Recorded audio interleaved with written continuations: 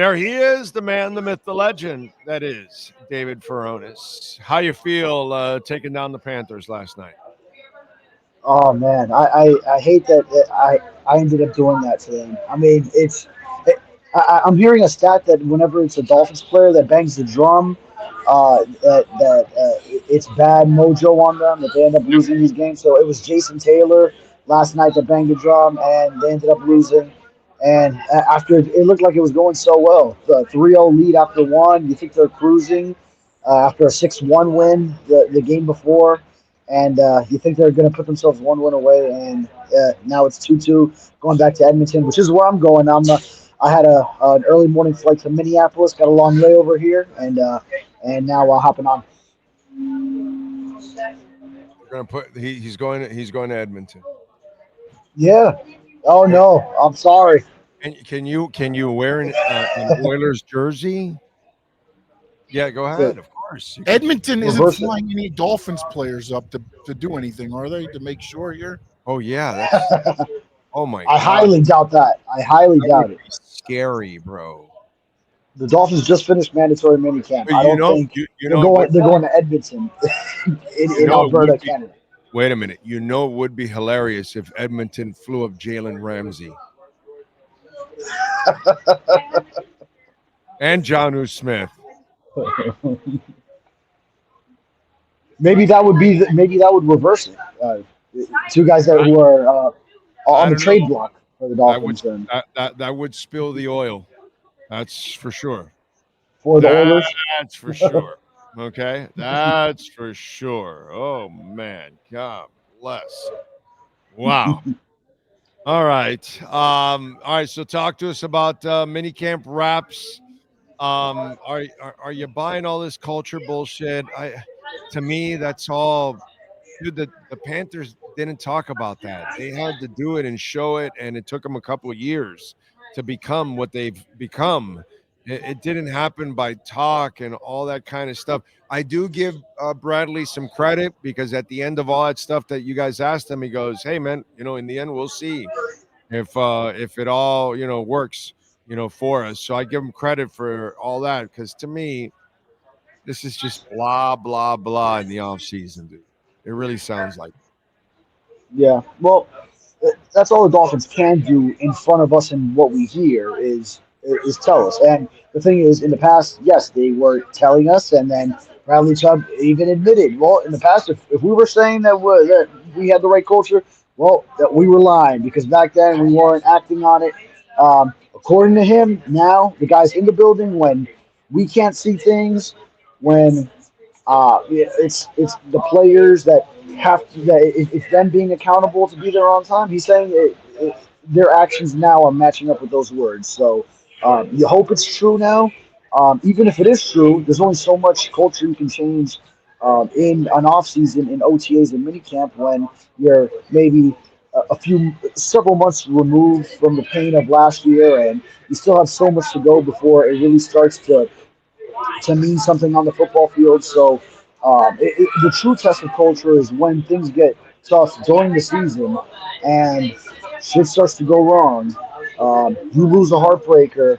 There's infighting in the locker room. Then have you established that culture to a level where it can surpass any object moving against it, any challenge to that culture? So there's always going to be those challenges. Like you see it with the Heat, and if it was like when Jimmy Butler was there, the infighting. If it was Jimmy and Spo and Donis Haslam getting into it with him, um, obviously even the Panthers they face adversity, but you trust in them to overcome whatever's in front of them. So Yeah. obviously the Dolphins will be nowhere near that level, but you have to try because it was a problem. So you have to identify the problem to begin with, and then that's where it begins. The only problem is it's only beginning. It It's takes a funny while. because the stuff you talk about with the Heat at times now, and definitely with the Dolphins, it's all internal.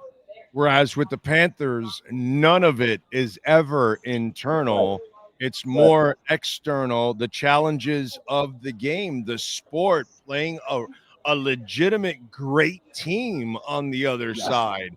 That's really what's going on. Last night, all kidding aside, Jason Taylor and you and all that bullshit, it was really second period. You let off the gas and you thought you had them. And then when you saw that they responded because they're a great team and to their credit, and you wanted to then turn it up again, it became hard at that moment because they already had the momentum at that time and they had the edge. And you know what? Yeah, you're a great team, but you're not playing a shitty team. You're playing a great team, and you gave them life. And by giving them life, you got in trouble yesterday. To me, that's really what happened yesterday. All kidding aside, and we can have fun with Dolphins, all that. But really, that's what happened yesterday. You let up and you paid the price, dude. That's it.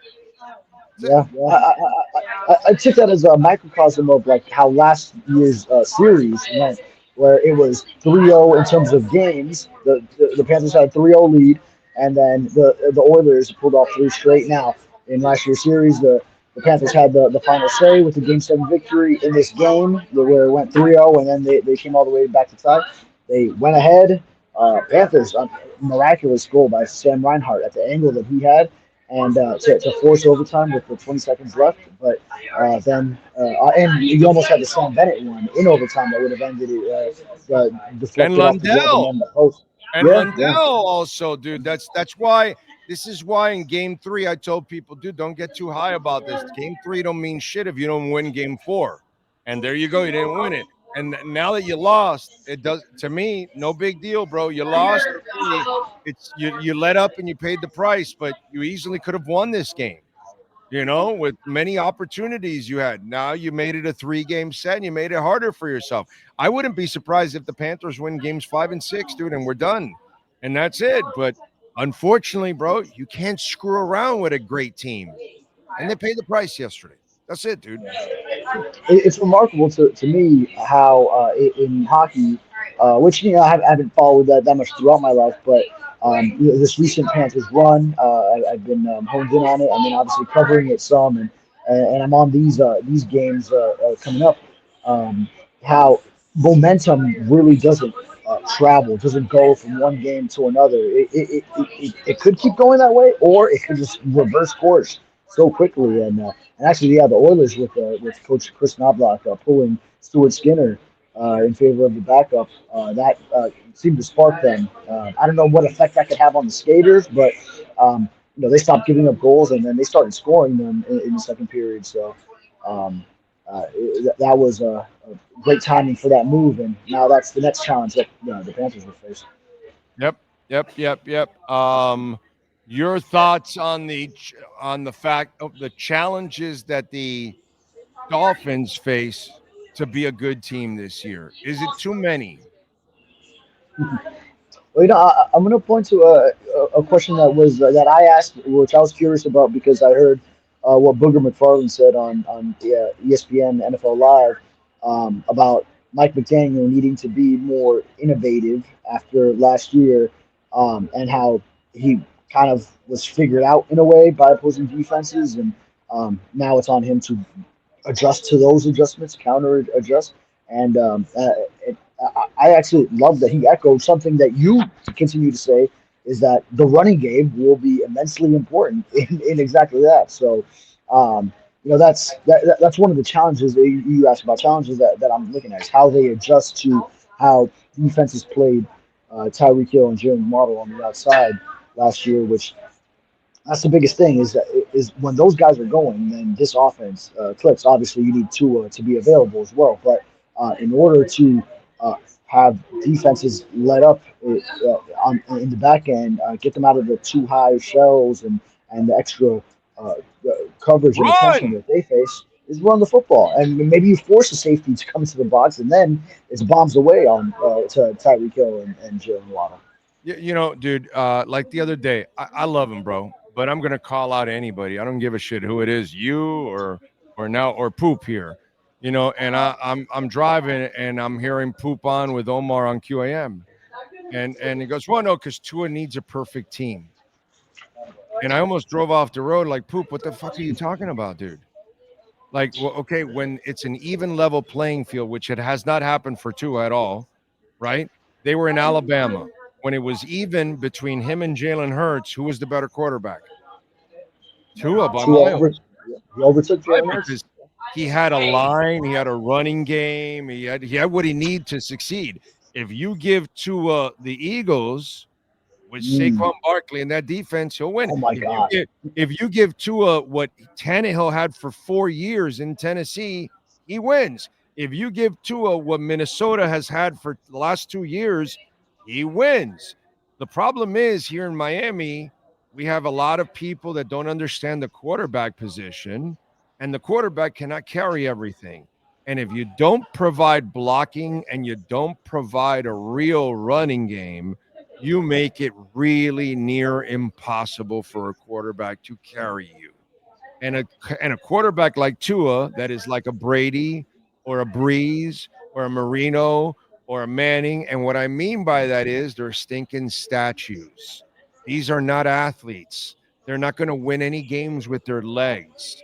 So since they're not winning games with their legs, they win with their minds and their arms and their accuracy and their anticipatory skills. And they're all super successful doing it, but they're doing it because the people around them actually block the damn people in front of them, and they actually run the ball. In all those cases, they run the ball. And the only case for Tua is that they don't block well and they don't run the ball. And I keep repeating that every goddamn year, and people don't understand it. Until now, apparently, some guy named Booger ends up actually lighting the fire because, of course, I'm not on ESPN. So it's, I'm little old me and I'm here and I'm quietly just doing my thing, spewing common sense constantly, but I'm doing You're my never thing. doing it quietly. You're never doing it quietly. Well, whatever, bro. But it's just, let's use common sense here. Okay. The kid doesn't have what you need to succeed. That's just the bottom line. And he has a terrible coach. He doesn't have on the sidelines Kevin O'Connell. And he doesn't have on the sidelines John Harbaugh. And he doesn't have McDermott, and he doesn't have the Bills offensive line and the Bills defense.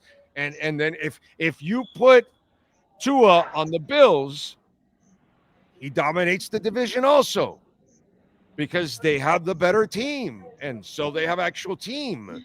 And so it's interesting. They don't have that here, but you want to blame him for everything.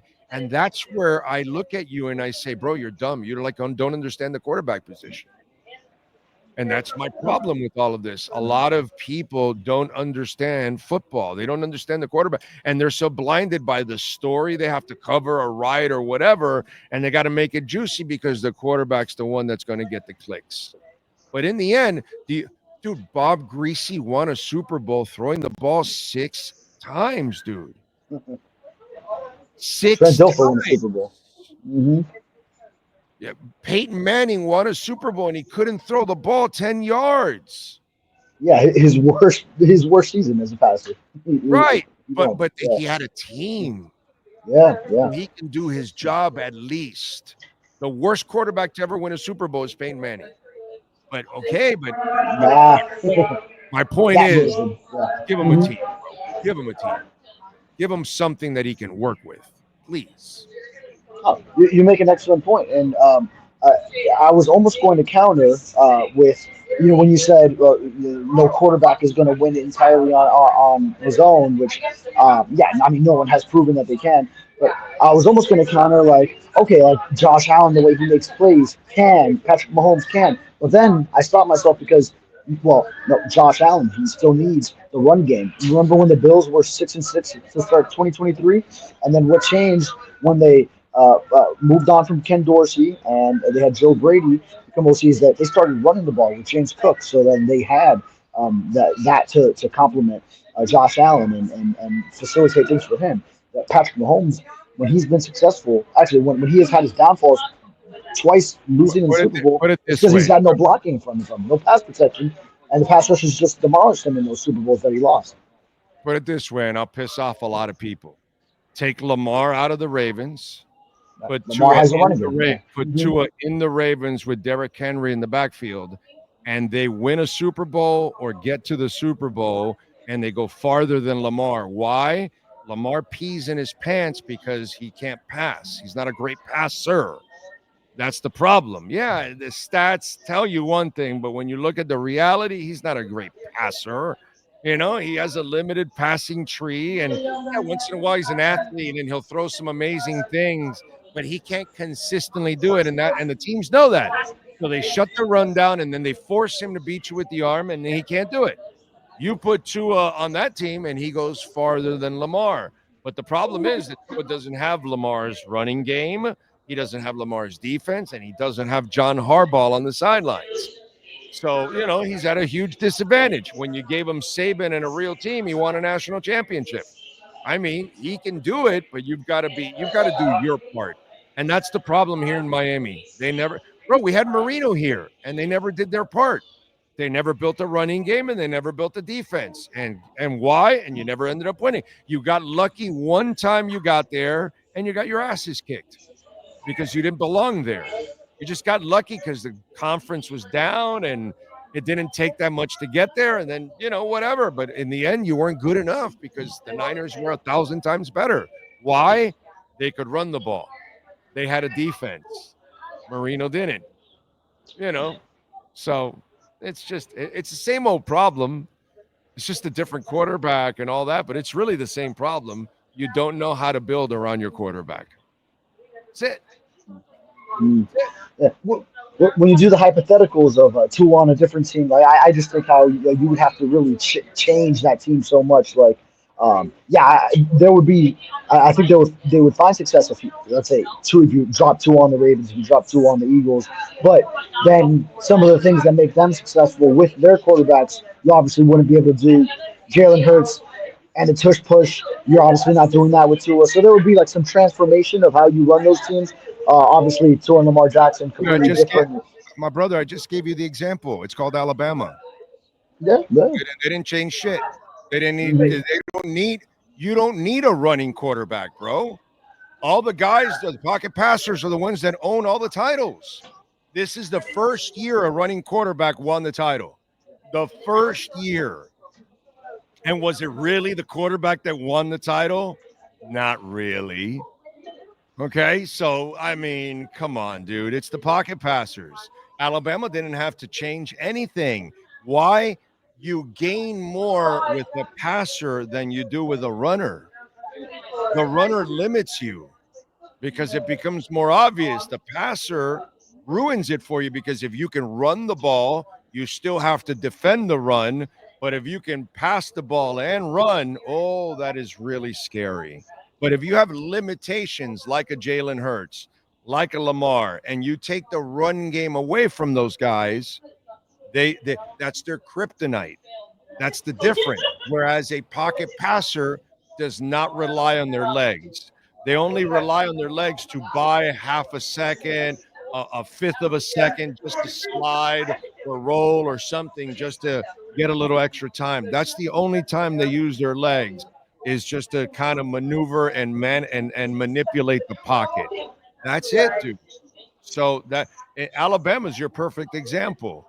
Saban at halftime said, "Yeah, dude, yeah, you're great at running, but right now I need a passer." And the passer's the one that won the game. Yeah. And when you can use your running abilities as a quarterback only to complement the passing, like maybe the way and create by extending plays because of your escapability and not have it be something that Mahomes, you're dependent on. Mahomes, Yeah, right. Mahomes Mahomes. does that. Josh Allen does that. Now Josh Allen will also run, more Yeah, like yeah. right. Yeah, Josh yeah. Allen, Josh Allen, But and Lamar Jackson need to run to closer be than who they yeah, are, yeah. whereas Mahomes only runs when it's necessity. It's last case scenario. It's not designed. It's not. They don't need the run yards in his game. If Lamar and Josh don't have run yards, they probably will not have good games, and there's a good chance their team won't win that day. We agree on that? Yeah, yeah, that's fair. And so then that's a limitation to me because you can stop the run, and that's what happens with Lamar every year. That's what happens with Josh Allen every year. They stop the run. And when you stop the run, they're not the passers that Mahomes is. And so then that's where that guy then beats you and beats you every single time, unless you have the Eagles, offense and defensive lines, which are just absolutely freaking dominant, you know? Yeah. It's got to be pass first, even if you have that in your arsenal.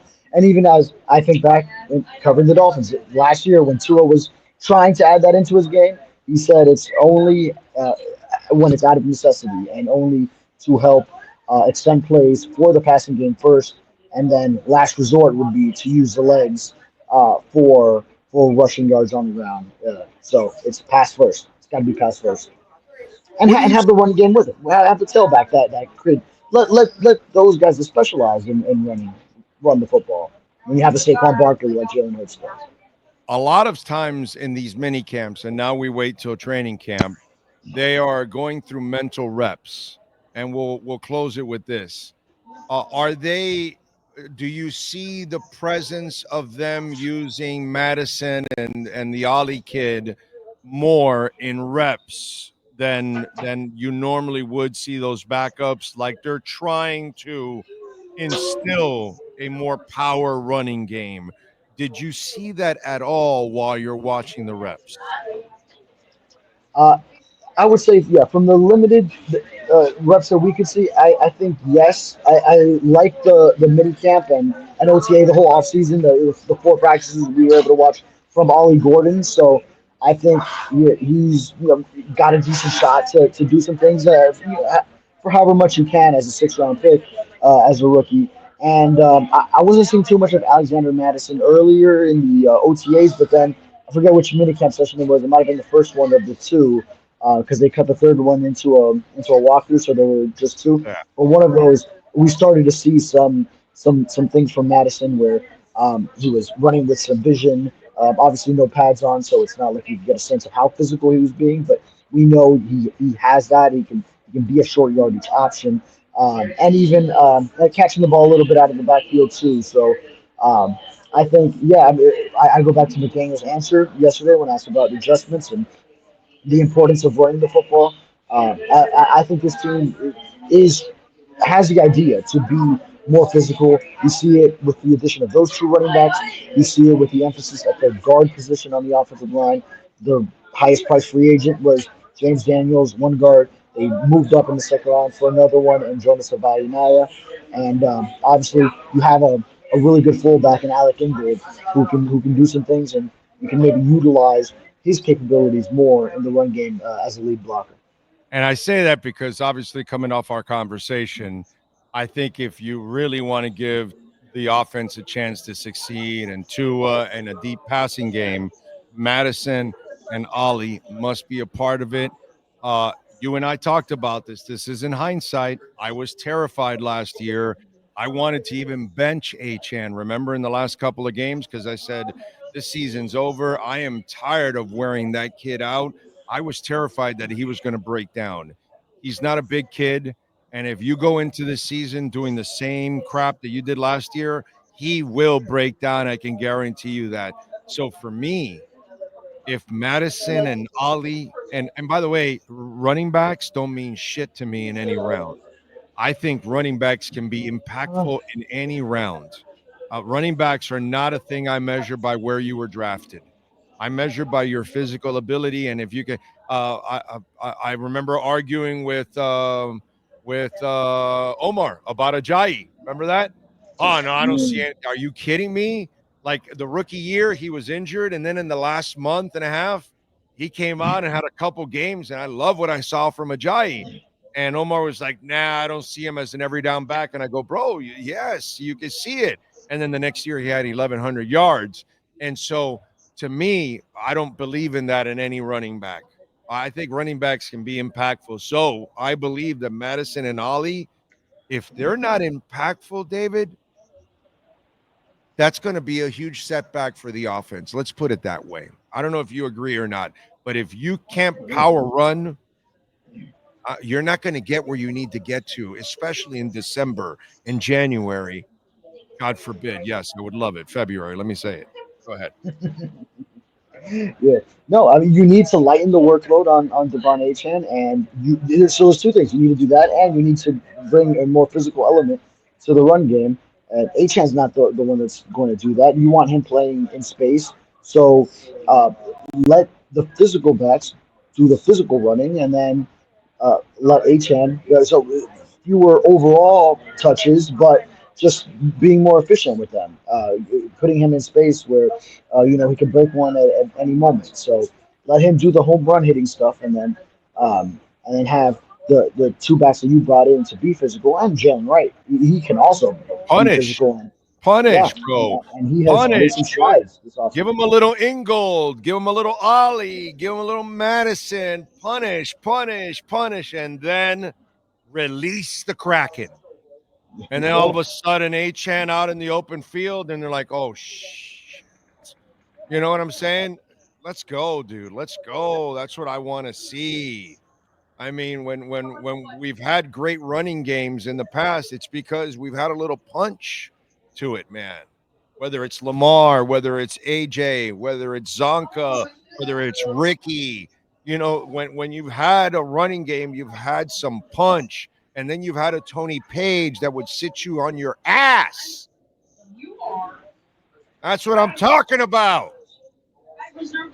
When you have 31, let Achan get a breather, and then give it to either Madison or Gordon, physical back. Let them run between in the A gap between either Daniels and Brewer, Savaianaya and Brewer, or gap between Patrick Paul, who's a mammoth of a tackle, uh, in the B gap there between him and Savaianaya, and let them do some work.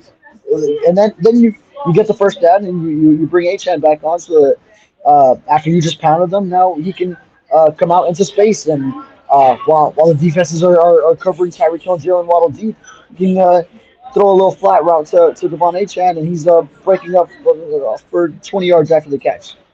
Right. Exactly. I'm with you there, man. I'm with you there. By the way, just so we keep it we keep it real, and we want to make sure that we tell people that 'cause sometimes people will throw stuff out there, and then it's not accurate. So I just want to like throw it out there. um what's it called, Ted? Because I was talking about running QBs. He put that Steve Young was a running QB. Was is a key thing that you must remember in the history, Ted. You may not know your history in football, but I do, my brother. And Steve Young started as a running quarterback. And then Walsh put him aside and said, I need you to win the Super Bowl. So I need you to stay in the pocket more. And if you look, the year where he kind of won the Super Bowl and all of that kind of stuff, can you look it up for me exactly? He probably ran less that year. Okay. And he learned to take less hits, and he started to run less in his career, and he stayed in the pocket and became more, because he had the ability of being a pocket passer, whereas Lamar Jackson does not have the ability of being a pocket passer. He must be a running quarterback in order to be an effective quarterback.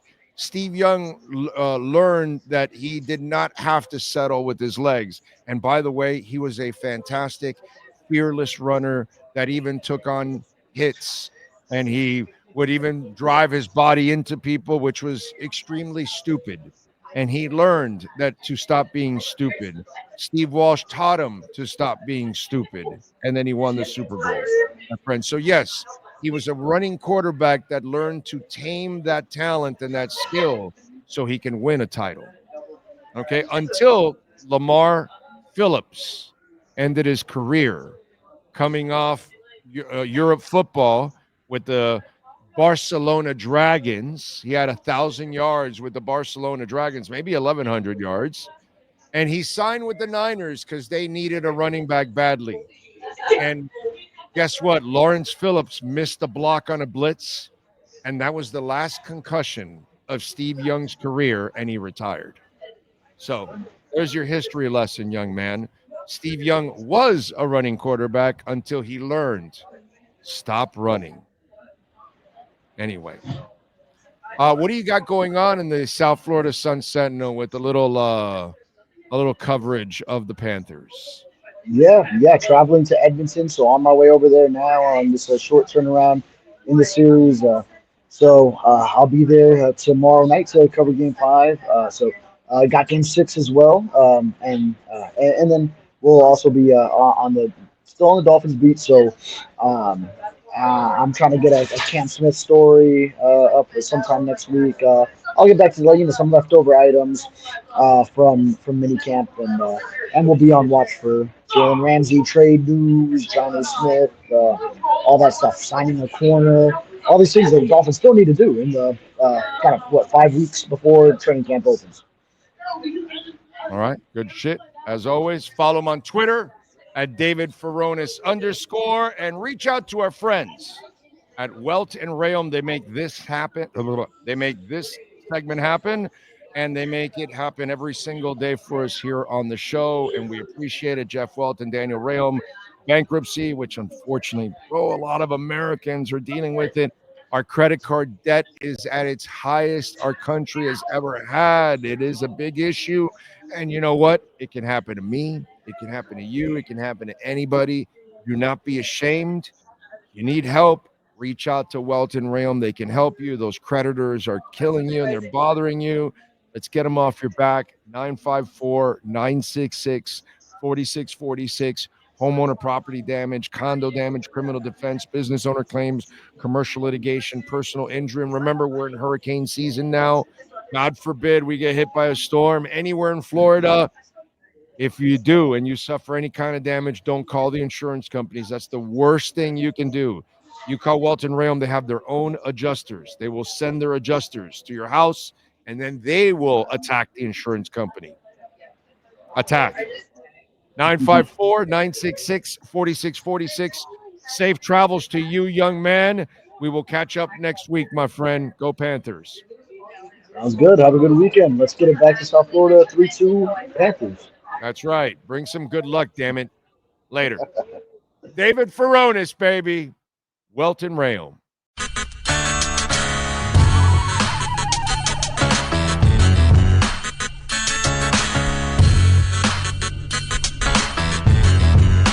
This is the Big O Show.